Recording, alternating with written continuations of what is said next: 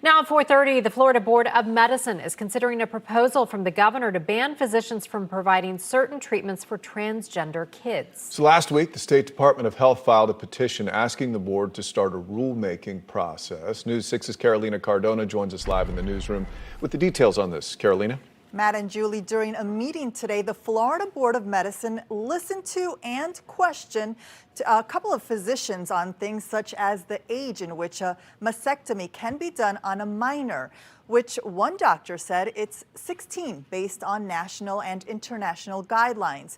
One of the doctors commented on how these conversations about adopting additional proposed guidelines have been pushed to the Board of Medicine as a political move, and he found it odd that Florida experts were not part of a specific document review and they were not asked to be present to present to the board previously, making it difficult to give those pushing for changes the benefit of the doubt. This meeting that included public comment stems from proposed guidelines released in April by Florida Surgeon General, stating that due to the lack of conclusive evidence and the potential for long-term irreversible effects, the department's guidelines are as follows. Social gender transition should not be a treatment option for children and adolescents. Anyone under 18 should not be prescribed puberty blockers or hormone therapy. Gender reassignment surgery should not be a treatment option for minors either. The department said encouraging practices such as a mastectomy or a uterine extirpation, tracheal shave, prescribing hormones or puberty blockers are clinical practices that run an acceptable high risk of doing harm. Today I spoke with Marnie Bialasuknia, the mother of a transgender child who started hormone therapy at 17. She says if these new guidelines are adopted, there could be dangerous consequences. How will this impact our LGBTQ community and the parents, the families across the whole state?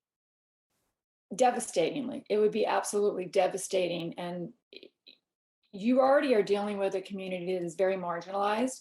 You're dealing with a community that has a very high rate of suicidal thoughts, attempted suicides. The suicide rate amongst transgender youth is higher than any other aspect in the LGBTQ community. I can only speak from my personal experience as the mother of a transgender child.